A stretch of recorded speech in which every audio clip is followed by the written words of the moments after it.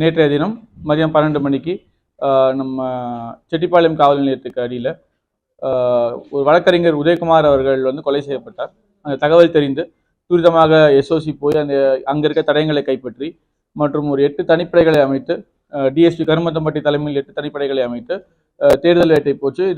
இந்த கொலைக்கான பின்னணி என்ன அப்படின்னு சொல்லிட்டு அதில் நியர்லி 12 மணி நேரத்திலேயே இரவு ஒரு 12:30 மாதிரியே நாங்கள் ஒரு 4 அக்யூஸ் அதில் செக்யூர் பண்ணியிருக்கோம். மேலும் அவங்கள கைது செய்து அதற்கு கொலைக்கான பின்னணி அறிஞ்சிருக்கோம். பேசிக்கலி இது ஒரு பரபரப்பான இதுவாக இருக்கும். ஒரு வழக்கறிஞர்கள் கொல்லப்பட்டது அப்படின்றது இது நாங்கள் மோட்டிவ் அப்படின்றது விசாரணையில் என்ன தெரிய வந்திருக்கு அப்படின்னா, நம்ம டிசீஸ்டான வழக்கறிஞர் உதயகுமார் வந்து அவருக்கு தெரிந்து இருந்த நபர்கள் ஐஎன்ஆர் என்கின்ற செல்வம் மற்றும் கௌதம் தெரிந்த நபர்களோட தன்னோட ஓன் கார்லேயே சிட்டியிலிருந்து கிளம்பி பொள்ளாச்சி நோக்கி சென்று கொண்டிருந்திருக்கிறார். அந்த எஸ்ஓசி பக்கத்தில் மலைமுச்சம்பட்டி பக்கத்தில் ஒரு 2 பேருக்கு ஒரு வாக்குவாதம் வந்து அந்த வாக்குவாதம் பெரிய லெவலில் சண்டை மாதிரி அவங்களுக்குள்ளே ஒரு வாக்குவாதம் பெரிய லெவலில் ஆகுது.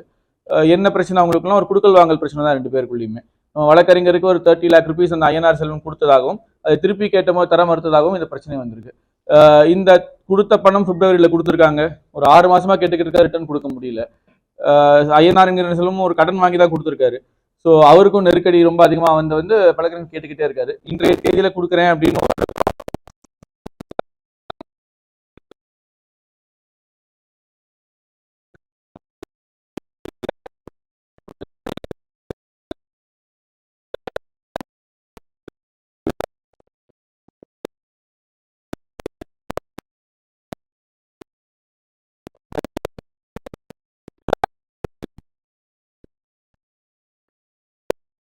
பிரச்சனை நடந்த ஒரு இன்சிடென்ட்டே தவிர ஒரு ப்ரொஃபஷனல் மோட்டிவ்லையோ இல்லை வேற ஒரு காரணங்களுக்காக நடந்ததில்லை.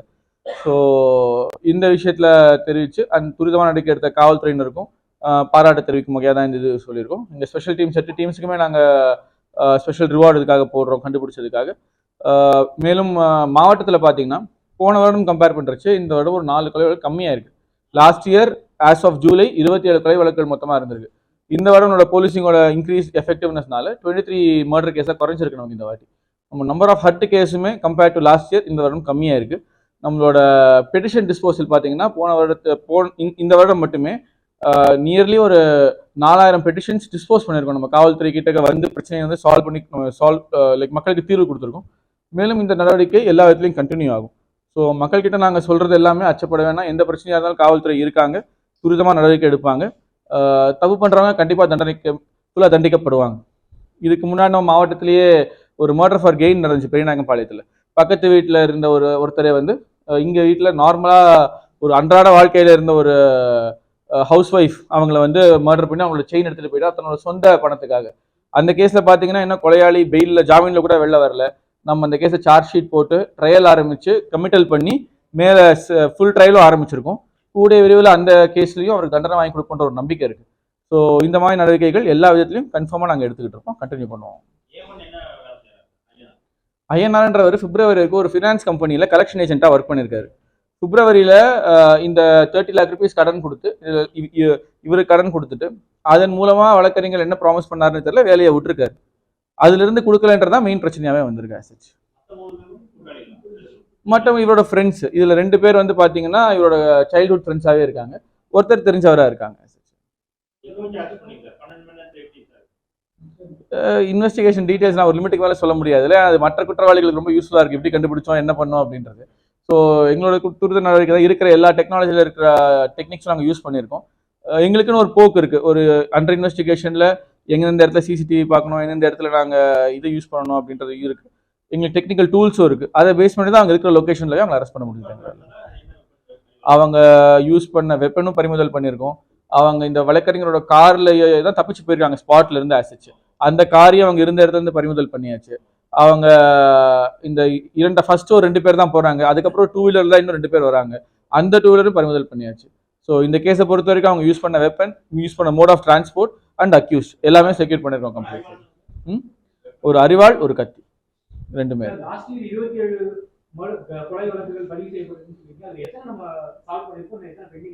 எதுவுமே பெண்டிங் இல்லை. மர்டர் கேஸ் 22, 23, 24 கடந்த 3 ஆண்டுகளா மர்டர் ஃபார் கெயினோ எதுவுமே அன்டிடெக்டடாக கிடையாது. எல்லாமே நமக்கு டிடெக்டட் தான். எல்லா கேஸ்லையுமே குற்றவாளிகளை கைது பண்ணியிருக்கோம். இந்த வருடம் மட்டும் பார்த்தீங்கன்னா 23 கேஸில் 54 குற்றவாளிகளை கைது பண்ணி ரிமாண்ட் பண்ணியிருக்கோம் நம்ம. சிமிலர்லி போன 23லையும் சரி 22லையும் சரி எல்லா கேசஸ்லையுமே முழு குற்றவாளிகளை அரெஸ்ட் பண்ணி ரிமாண்ட் பண்ணியிருக்கோம் நம்ம கம்பெனி.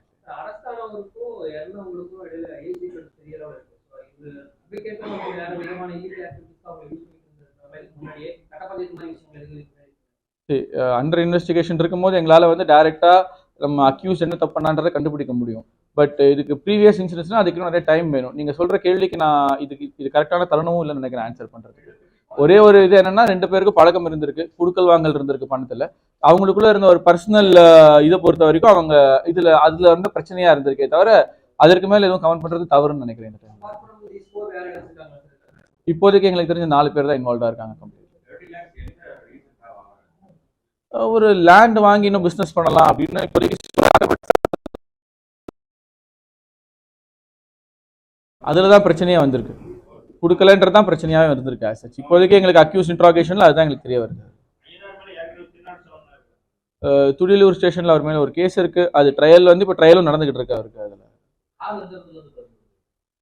கார் இவங்க வந்து எஸ்ஓசிலேருந்து எடுத்து டுவர்ட்ஸ் காமநாயக்கம் பாளையம் வரைக்கும் போயிருக்காங்க. அந்த இடத்துல தான் நம்ம பறிமுதல் பண்ணோம் காரை.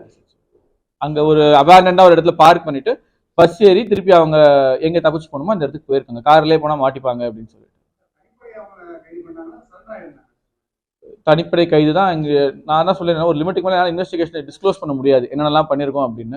மற்ற குற்றவாளிகள் மற்றும் குற்றம் புரிந்தவர்கள் அது அட்வான்டேஜாக எடுத்துப்பாங்க. ஸோ 12 மணி நேரத்தில் கைது பண்ணது நாங்கள். ஓகே,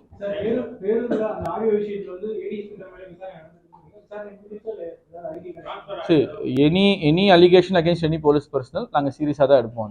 அது லைட்டாக எடுக்கிற கான்செப்ட் இல்லை. ஸோ அந்த ஆடியோவுமே அதே சீரியஸ்னஸோடு தான் பண்ணிக்கிட்டு இருக்கோம். விசாரணை முடிந்தவுடன் ஃபர்ஸ்ட் தகவல் உங்களுக்கு தான் வரும். நாங்கள் என்ன எடுத்திருக்கோம், உண்மையா பொய்யா, உண்மையாக இருந்தால் என்ன நடவடிக்கை எடுத்திருக்கோம், பொய்யா இருந்தால் அது ஏன் பொய், எல்லா தகவல்களும் டேரெக்டாக நாங்கள் கொடுப்போம்.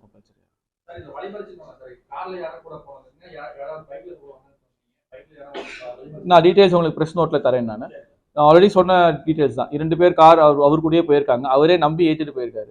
இன்னும் 2 பேர் பின்னாடி பைக்கில் பின்னாடி வந்திருக்காங்க. டீட்டெயில்ஸ் உங்களுக்கு தர சொல்கிறேன். இது வரைக்கும் அவங்களுக்கு ப்ரீவியஸ் கேஸ் எதுவுமே அந்த மாதிரி கூலிப்படை அப்படின்ற மாதிரி ஹையர்டு கில்லர்ஸ்ன்ற மாதிரி எதுவுமே கிடையாது. ஸோ அவங்களோட ஆன்டிசிடென்ட்ஸ் பார்க்கும்போது ஒரே ஒரு தனிப்பட்ட வழக்கு தான் இவர் மேலே இருக்குது. A1 செல்வம் ஐயனார் மேலே இருக்குது. மற்றவங்க மேலே எதுவும் பெரிய லெவலில் இருக்கிற மாதிரி எங்களுக்கு தெரியல. இது ஒரு யாரோ சொல்லி யாருக்காகவோ பண்ண மாதிரி எங்களுக்கு தெரியல. ஒரு பர்சனல் கிரீவன்ஸ் இவருக்கு இருக்குன்றதுனால தான், அதனால தான் ஒரு வாக்குவாதத்தில் பெரிய லெவலில் வந்திருக்குது.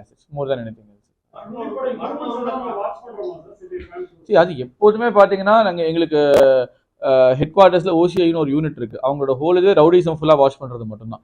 இப்போ நம்ம டிஸ்ட்ரிக்ட்லேயே பார்த்தீங்கன்னா 10 பேர் A+A அப்படின்னு ஐடென்டிஃபை பண்ணி அவங்க நடமாட்டம், அவங்க என்ன பண்ணுறாங்க, ஜெயிலில் இருக்காங்களா, வெளில இருக்காங்களா, அன்றாட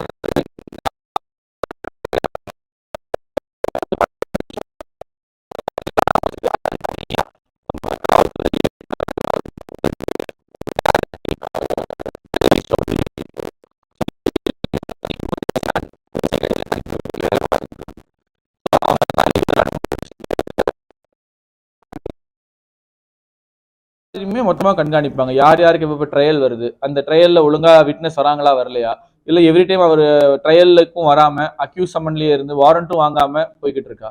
ஸோ ரவுடிசமாக கண்ட்ரோல் பண்ணுறது எங்களோட ஃபர்ஸ்ட் ப்ரியாரிட்டியாக தான் கம்பல்சரியாகவே இருக்குது. அது கண்டினியூ ஆகும் ஃபார் ஷூர். இப்போ கூட ரீசெண்டாக பார்த்தீங்கன்னா ஆல்ரெடி நம்மக்கிட்ட A+ இருக்கிற ஒரு ரவுடி கோவில்பாளையம் காவல் நிலையத்தில் ஒரு ஸ்டூடெண்ட்ஸை போய் த்ரெட்டன் பண்ணாங்கன்னு ஒரு கம்ப்ளைண்ட் வந்துச்சு. அது துரிதமான நடவடிக்கை எடுத்து ஒரே நாளில் அவர் அரெஸ்ட் பண்ணி ரிமாண்ட் பண்ணியிருந்தோம் நாங்கள். ஸோ இந்த மாதிரி ஸ்டெப்ஸ் கண்டினியூ ஆகிட்டே தான் இருக்கும். ஸோ ரவுடிசம்ன்றது ஃபுல் ஃபிளெஜ்ட் வாட்சாக தான் இருக்கும். இந்த பர்டிகுலர் கேஸில் it seems more of a personal motive rather than hired killer இதுவோ என்னவோ இருக்கிற மாதிரி பர்சனல் மோட்டிவாக தான் இருக்குது ஆசச். அதில் தான் புரியல. PM இப்போ தான் பண்ணிக்கிட்டு இருக்காங்க. எனக்கு தெரிஞ்ச அந்த மாதிரி எதுவும் இல்லை. பட் PMல தான் ஃபைனல் ரிப்போர்ட் வரும் என்ன ஏது அப்படின்னு சொல்லிட்டு. ஸோ PM ரிப்போர்ட் வந்தோன்னா நான் ஷேர் பண்ண சொல்கிறேன். தென் வி வில் நோ என்னென்ன இடத்துல காயங்கள் இருக்குன்னு. அந்த டாக்டரோட ப்ரொஃபஷனல் ஒப்பீனியன் இருந்தால் பெட்டராக இருக்கும்னு நினைக்கிறேன். இந்த தருணத்தை இதை பற்றி நான் சொல்கிறது தவறான ஒரு செய்தியாக இருக்கும் ஆசச். PM வந்தோன்னா ஷேர் பண்ண சொல்கிறேன்.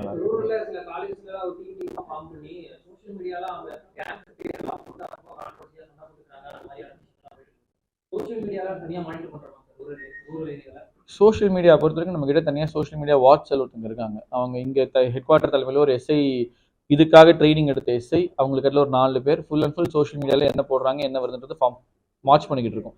ஸ்டூடெண்ட்ஸை பொறுத்த வரைக்கும் நீங்கள் கொஞ்ச நாள் முன்னாடி பார்த்தீங்கன்னா கத்தி வச்சு தான் ஸ்டூடெண்ட்ஸோட போஸ்ட்லாம் இருந்துச்சு, அதெல்லாம் வந்து ரிமைண்ட் பண்ணோம் இமீடியட்டாக.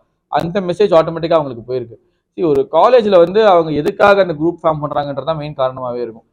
வயலன்ஸை கையில் எடுக்கிறாங்கனோ இல்லை தவறான வழியில் போகிறாங்க இல்லை போதைப் பொருளில் போகிறாங்கன்னா என்றைக்குமே நாங்கள் அதை டாலரேட் பண்ண மாட்டோம், டாலரேட் பண்ணுறதும் கிடையாது. இமீடியட்டாக எஃப்ஐஆர் போட்டு துரிதமாக நடவடிக்கை எடுக்கிறதா இவ்வளோ ஃபர்ஸ்ட் வேலையாகவே இருக்கும். பட் அது தவிர வழி மாறி தவறுதலான ஒரு மெசேஜ் சொல்றாங்க.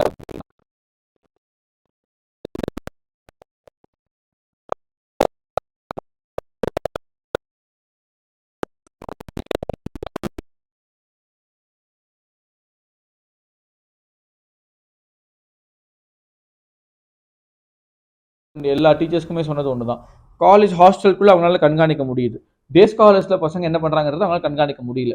ஸோ அந்த டேட்டா பேஸ் எங்களுக்கு ஷேர் பண்ணுங்க, நாங்களும் எங்களோட ரோந்து போகும்போது எங்களால் கண்காணிக்க முடியும் என்ன நடக்குது ஏது நடக்குது அப்படின்னு கேட்டிருக்கோம். நாங்கள் அந்த ஒரு கொலாபரேட்டிவ் அப்ரோச் காலேஜஸோட சேர்ந்து மாணவர்களை அடுத்த ஜென்ரேஷனை முன்னாடி வழி நடத்துறதுக்கு என்ன பண்ணணுன்ற காரியங்கள் பண்ணிக்கிட்டு தான் இருக்கும்.